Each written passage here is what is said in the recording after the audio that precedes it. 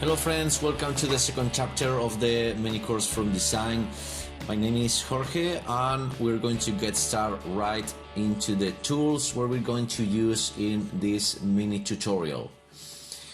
Among them, we can find the user for of Photoshop, for example. This is the address for pixelbay.com. It's like a mini Photoshop, but it's really cool and interesting because you can have the option for the Pixel X. It's for fast design, and if you want to do more marvel things, you have the advanced editor. If you're going to open any image, for example, let's see this one here, okay, for example this one, and you can see all the menus very similar to the Photoshop desktop version. Don't get afraid of the amount of options that there's there, but it's really like a mini Photoshop online. Most of the things I'm going to do it through Photoshop desktop because I feel more comfortable. But if you don't have it, you can use this tool and you can do pretty much anything you want because it's really similar to Photoshop. So this is the first tool you can use. There's a lot of tutorials of this, so you can find anything you want on YouTube. So it's really simple to use, but maybe don't get scared for the large amount of options. Many of the options you're going to use it ever, but some of them we will be using. Another option is using Photoshop desktop. Is the Adobe version, is the payment version.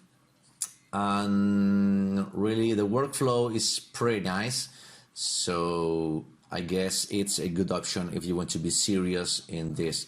The learning curve is a little bit more high, but nothing that you can't learn through YouTube tutorials. You have the option of for Canva. Canva has a lot of templates. They are very cool. And it's really simple to use, and you can do pretty much anything you want there. Of course, you have to do a annual or monthly payment. Is the only thing. You can use DesignBeast. This is the software online. This is the more similar thing to Canva and a lot of stuff like Canva and even things that are better to Canva. The thing is, this is just one payment for a lifetime. So I'm gonna leave you the link in the description box, so you can go there through my links. If you buy through my link, I'm gonna offer you some bonuses that you will see in the description box in the link. We'll see that in detail later on. And the last page or the important service that I want to show you is the coloradobe.com. I'm gonna write here. It's from Adobe. So it's going to be very helpful on which colors to use in each image or in each graphic.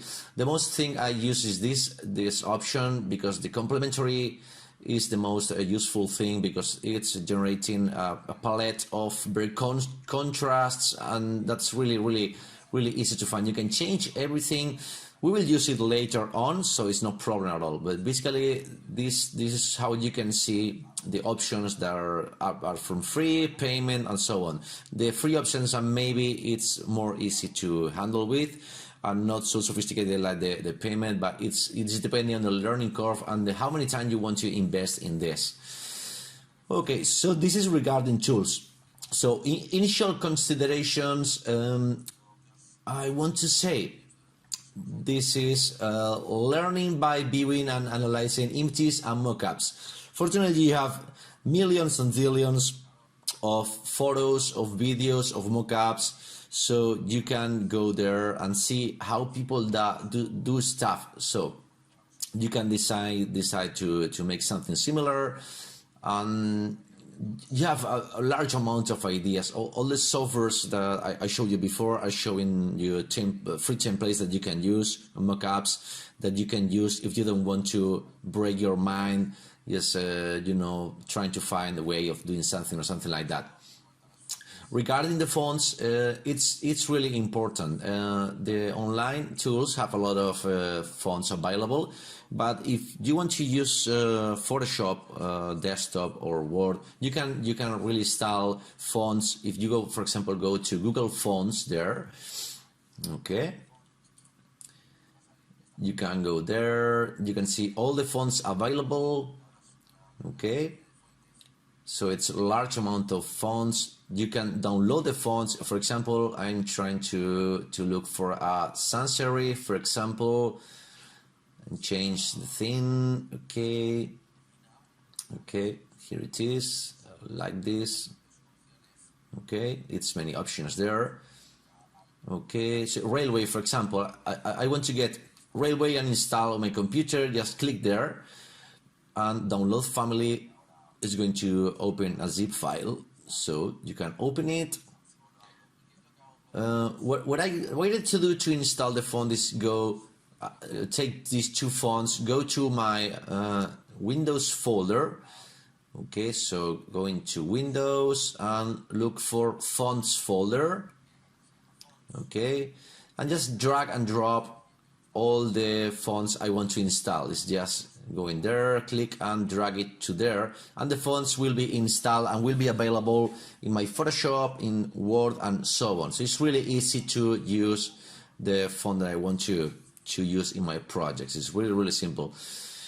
You have to always check if it's a free license and so on, but as long as it's downloadable, it should be no problem. Learn by copying is a cool point, because it's going to help us a lot to make us better and to see how the designs are grown. Okay, this is the example. For example, it's a portrait of a book. I'm going to make a banner that's similar to this, and I can do it really fast as long as you know how to use the tool pretty much. So first of all, I'm going to so Windows key, Shift and S to take a cut of this, and okay, dragging into Photoshop, new file. Okay, this is the size, and just paste it. Okay, here it is. Now with Control, Alt and Space and the click of the mouse, I can just make it zoom in, zoom out the image. So I want to make a new book, for example. I'm going to duplicate, or maybe I can just do a new image. Okay, and here it is. And this is going to empty this one. Okay, so first thing, if I want to do something similar to this, I'm gonna to choose what is this, the part for the image. For example, just going to select that. Let's see how many pixels are there. Pretty much 623. Pretty much. Going to the other image. Just choose or select a new square. Okay. New layer, and just I want to put the image. Where can I get free images? Right there. I can go to Pixelbay. Is one of the most lovely places for this. I'm going to look for Mapache, that means a raccoon, something like that. Okay, for example, this one, I just copy that, just paste it there, and I can move it with Ctrl+T to move it a little bit, and okay, to be there in the center. It's a dark image, but okay, I have to keep that in mind. So in the background there, you can choose as a choice. You can select a different background. I can just click here, and in a new layer, I can click the background color, and I can pick a color from the actual raccoon.